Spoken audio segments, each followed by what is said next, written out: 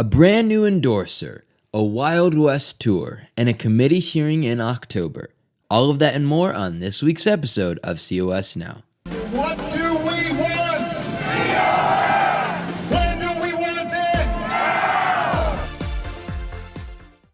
What do you call a best-selling author, successful podcaster, public speaker, and prominent homeschool advocate who candidly addresses faith, culture, and politics?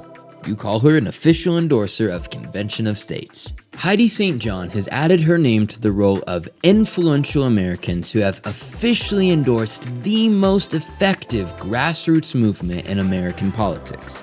In a statement, she wrote, quote, "As a homeschool mom of 7 and a former candidate for Congress, I understand just how damaging an overbearing, intrusive federal government has been to our nation's educational system. This is why I fully support and endorse Convention of States." Additionally, we're pleased to announce that Heidi St. John will be a guest on COS at Home the very first Wednesday of January. On Tuesday, the Ohio State Government Oversight Committee held another public hearing on Convention of States legislation.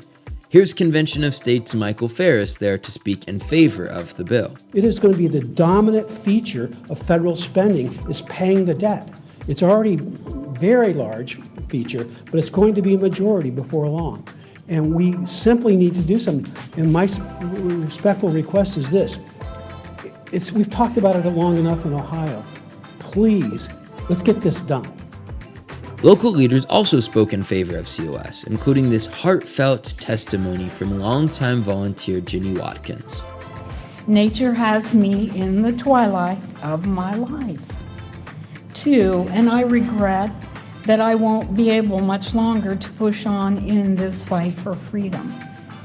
And so I appeal to you, the statespeople of our time, here in this august and powerful body, to do your duty in helping solve our country's most pressing problems. Immediately following the hearing, the Ohio team held a rally outside the Capitol building. Several state legislators spoke, including Representative Bernie Willis. We had infinitely wise founding fathers inspired by God to put something together that includes Article 5. It is there for a reason. It is there for a cause. I greatly appreciate the fact that all of you have elevated to be part of this cause, and I truly believe that we're going to become the next state to pass a resolution for Convention of States. Thank you all so much. And here's Senator Michelle Reynolds. And I know that the same founding fathers who had the wisdom and whom we've trusted to have a constitution that we've been able to carry forward for generations, they foresaw that there may be a time that it may need some assistance or correction, and they were wise enough to say that the states would be able to be that representative. Now it's time for the final 5. Number 1, last month, COS Action President Mark Meckler and Patriot Academy President Rick Green hit the road at full speed to spread the word about Article 5, making stops in Bozeman and Laurel, Montana, before heading to Sheridan, Wyoming.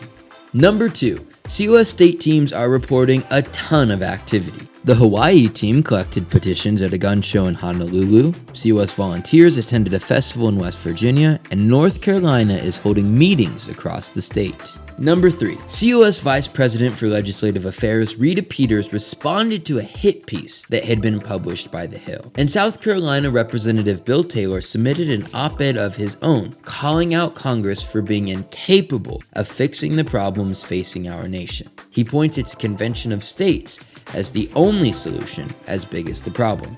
Number 4, here are a few of my favorite photos sent in from across the country, including Illinois, Wisconsin, Idaho, Alaska, Colorado, Kentucky, and Massachusetts. And number 5, while attending the Race to Freedom Leadership Summit, I shared the mic with some fellow COS patriots to ask them a few pretty important questions.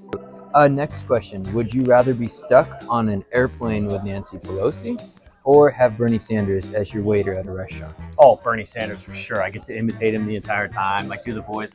Bernie, did I do that right? If you were to ask for a tip, I would say, yeah, that's capitalism. You can't have a tip. Would you rather go golfing with President Trump or go on a hunting trip with Vice President Vance?